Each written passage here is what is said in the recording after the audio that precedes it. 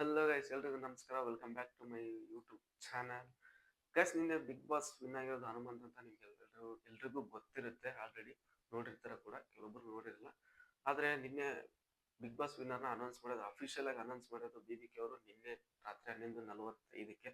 ಆದರೆ ಜನಕ್ಕೆ ಆಲ್ರೆಡಿ ಎಲ್ಲ ಮುಂಚೆನೇ ಗೊತ್ತಾಗೋಗ್ಬಿಡಿ. ಸೋಷಿಯಲ್ ಮೀಡಿಯಲ್ಲಿ ಕೂಡ ಹರಿದಾಡ್ತಾ ಇತ್ತು, BBK ವಿನ್ನರ್ ಯಾರು, ಕನ್ನಡದ BBK ವಿನ್ನರ್ ಯಾರು ಅಂತ ಕೇಳಿದ್ರೆ ಅದು ಹನುಮಂತನ ಅಂತ ಎಲ್ಲರಿಗೂ ಕನ್ಫರ್ಮ್ ಆಗೋಗ್ಬಿಟ್ಟಿತ್ತು ಆಲ್ರೆಡಿ.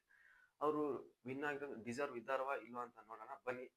ಇನ್ನು ಯಾರು ಸಬ್ಸ್ಕ್ರೈಬ್ ಮಾಡಿಲ್ವೋ ಅವ್ರಿಗೆ ಸಬ್ಸ್ಕ್ರೈಬ್ ಮಾಡಿ, ಲೈಕ್ ಮಾಡಿ, ಹಾಗೆ ಬೆಲ್ ಬಟನ್ ಮೇಲೆ ಕ್ಲಿಕ್ ಮಾಡಿ.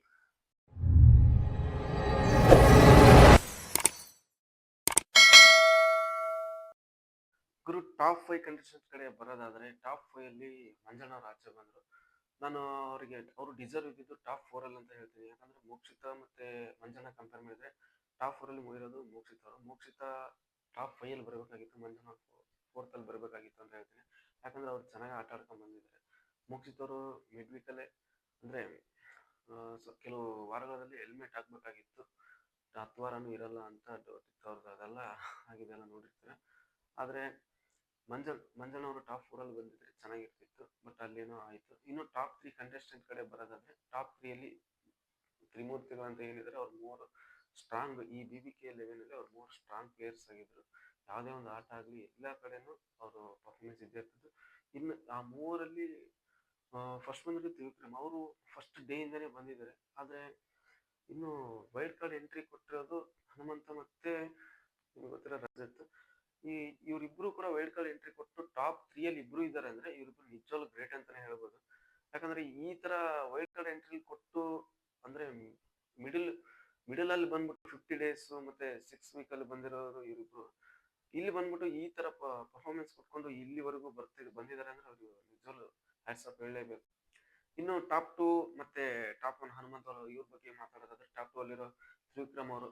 ಇವರು ಕೂಡ ಚೆನ್ನಾಗಿ ಆಡ್ಕೊಂಡ್ ಬಂದಿದ್ದಾರೆ, ಎಲ್ಲ ಪರ್ಫಾರ್ಮೆನ್ಸ್ ಚೆನ್ನಾಗಿದೆ ಇವ್ರದ್ದು ಕೂಡ. BBK 11 ಅಲ್ಲಿ ಇವರು ತುಂಬಾ ಡಿಸರ್ವ್ ಪ್ಲೇಯರ್ ಟಾಪ್ 2 ಅಲ್ಲಿ ಅಂತ ಹೇಳ್ಬೋದು. ಯಾಕಂದ್ರೆ ಇವರು ಫಸ್ಟ್ ಡೇ ಇಂದನೂ ಚೆನ್ನಾಗಿ ಆಡ್ಕೊಂತ ಬಂದಿದ್ದಾರೆ. ಮಂಜಣ್ಣ ಕಂಪೇರ್ ಮಾಡಿದ್ರೆ ಮಂಜಣ್ಣ ಮೊದಲು ಸ್ಟಾರ್ಟಿಂಗ್ ಎಲ್ಲ ಬೆಟರ್ ಆಗಿದ್ರು, ಮೈಂಡ್ ಗೇಮ್ ಆಡಿಸ್ತಾ ಬರ್ತಿದ್ರು. ಬಟ್ ಹೋಗ್ತಾ ಹೋಗ್ತಾ ಹೋಗ್ತಾ ಅವ್ರು ವೀಕ್ ಆಯ್ತಾ ಹೋಗ್ತಾ ಇವ್ರು ಸ್ಟ್ರಾಂಗ್ ಆಗ್ತಾ ಬಂದು ಈಗ 2ನೇ ಸ್ಥಾನದಲ್ಲಿ ಇವ್ರು ನಿಂತಿದ್ದಾರೆ.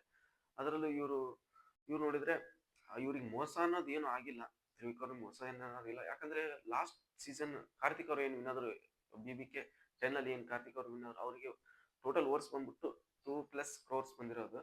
ಅದು ತ್ರಿವಿಕ್ರಮ್ಗೆ ಈ ಸೀಸನ್ ಅಲ್ಲಿ ರನ್ನರ್ ಅಪ್ಗೆ ಬಂದಿರೋದು. ಅಂದ್ರೆ ತುಂಬಾ ಡಿಫ್ರೆಂಟ್ ನೋಡಿ ಆಗಿದೆ. ರನ್ನರ್ ಅಪ್ಗೆ ಅಲ್ಲಿ ವಿನ್ನರ್ಗೆ ಯಾವ ತರ ಡಿಫ್ರೆನ್ಸ್ ಇದೆ ಅಂತ ಇಲ್ಲಿ ಕಂಪೇರ್ ಮಾಡಿದ್ರೆ ಇಲ್ಲಿ ಕಮ್ಮಿನೇ, ಬಟ್ ವಿನ್ನರ್ ಮಾತ್ರ ಹನುಮಂತ.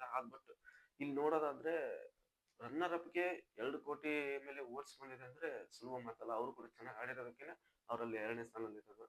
ಇನ್ನು ಹನುಮಂತ ಕಡೆ ವಿನ್ನರ್ ಹನುಮಂತ ಅನ್ನೋ ಬಗ್ಗೆ ಮಾತಾಡೋದು ಏನಿದೆ ಗುರು. ಎಲ್ಲ ಪರ್ಫಾರ್ಮೆನ್ಸ್ ಟಕ್ ಟಕ್ ಅಂತ ಮುಗಿಸ್ಕೊಂಡ್ಬಿಡ್ತಿದ್ರು.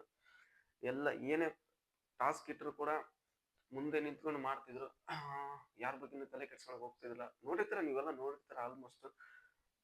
ತಾವೇ ಒಂದು ತಮ್ಮದೇ ಒಂದು ಲೋಕ, ಸಂಗೀತ ಅದು ಹಾಡ್ಕೊಂತ ತಾವೇ ಒಂದು ಲೋಕದಲ್ಲಿರೋದು. ಸ್ವಲ್ಪ ಬೆರೀತಿಲ್ಲ, ಸ್ಟಾರ್ಟಿಂಗ್ ಅಲ್ಲಿ ಬೆರೀತಿದ್ದಿಲ್ಲ. ಬರ್ತಾ ಬರ್ತಾ ಬರ್ತಾ ಕೆಲವೊಂದು ಡೈಲಾಗ್ ಅಲ್ಲೆಲ್ಲ ಹೊಡಿತಾ ಇದ್ರು. ಇನ್ನು ಹನುಮಂತನಿಗೆ ಅಷ್ಟು ಯಾಕೆ ಓಡಿಸ್ಬಿಟ್ಟು ಅಂತಂದ್ರೆ ಅವರು ಮುಂಚೆ ಸರಿಗಮಪ ಲಾಸ್ಟ್ 5 years ಬ್ಯಾಕ್ ಸರಿಗಮಪ ವಿನ್ ಆಗಿದ್ರು.